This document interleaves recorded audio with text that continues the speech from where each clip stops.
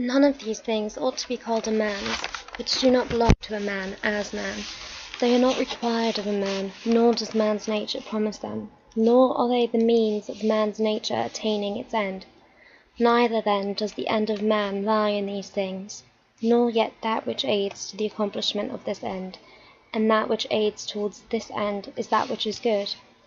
Besides, if any of these things did belong to man, it would not be right for a man to despise them and to set himself against them. Nor would a man be worthy of praise who showed that he did not want these things, nor would he who stinted himself in any of them be good, if indeed these things were good. But now the more of these things a man deprives himself of, or of other things like them, or even when he is deprived of any of them, the more patiently he endures the loss, just in the same degree he is a better man. Such as are thy habitual thoughts, such also will be the character of thy mind, for the soul is dyed by the thoughts. Dye it then with a continuous series of such thoughts as these. For instance, that where a man can live, there he can also live well. But he must live in a palace. Well then, he can also live well in a palace. And again, consider that for whatever purpose each thing has been constituted, for this it has been constituted, and towards this it is carried, and its end is in that towards which it is carried, and where the end is, there also is the advantage and the good of each thing. Now the good for the reasonable animal is society, for that we are made for society has been shown above. Is it not plain that the inferior exist for the sake of the superior?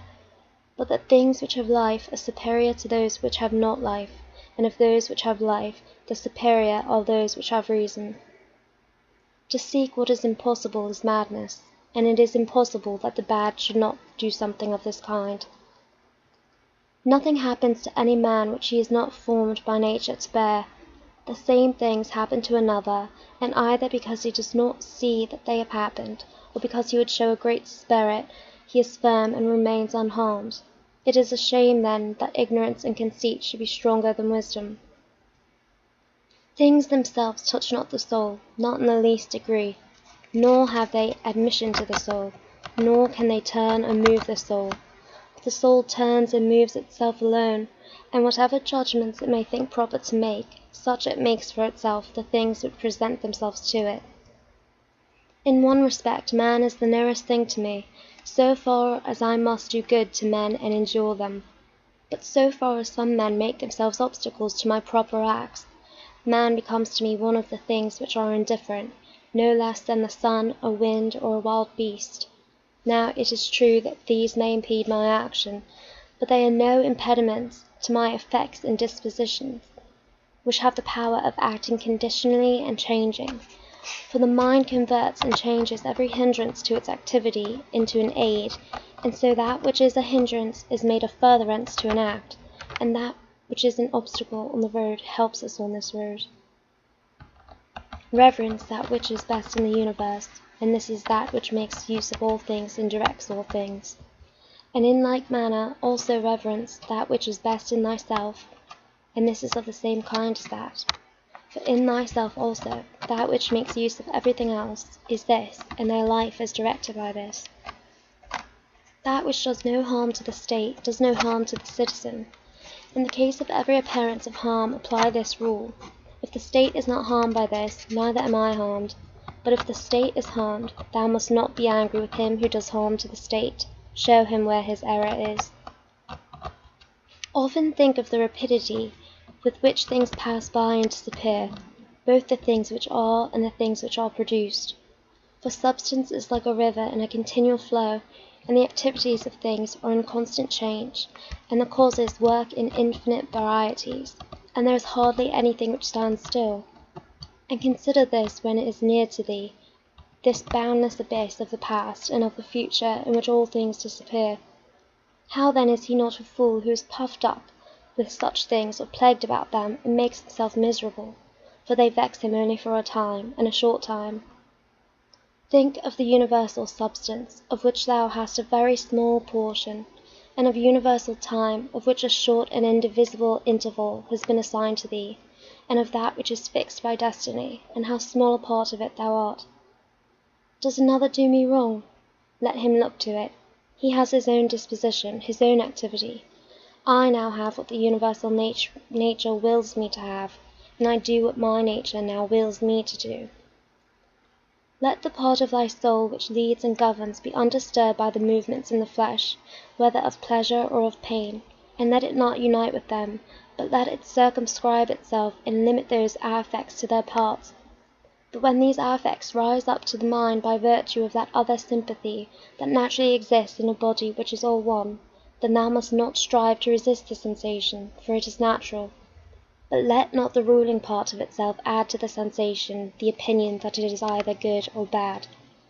Live with the gods, and he does live with the gods who constantly shows to them his own soul is satisfied with that which is assigned to him, and that it does all that the daemon wishes, which Zeus hath given to every man for his guardian and guide, a portion of himself, and this is every man's understanding and reason. Art thou angry with him whose armpits stink? Art thou angry with him whose mouth smells foul? What good will this danger do thee? He has such a mouth, he has such armpits. It is necessary that such an emanation must come from such things. But the man has reason, it will be said, and he is able, if he takes pain, to discover wherein he offends. I wish thee well of thy discovery. Well then, and thou hast reason. By thy rational faculty stir up this rational faculty, show him his error, admonish him, for if he listens thou wilt cure him, and there is no need of anger, neither tragic actor nor whore. As thou intendest to live when thou art gone out, so it is in thy power to live here. But if men do not permit thee, then get away out of life, yet so as if thou wert suffering no harm. The house is smoky, and I quit it. Why dost thou think that this is any trouble?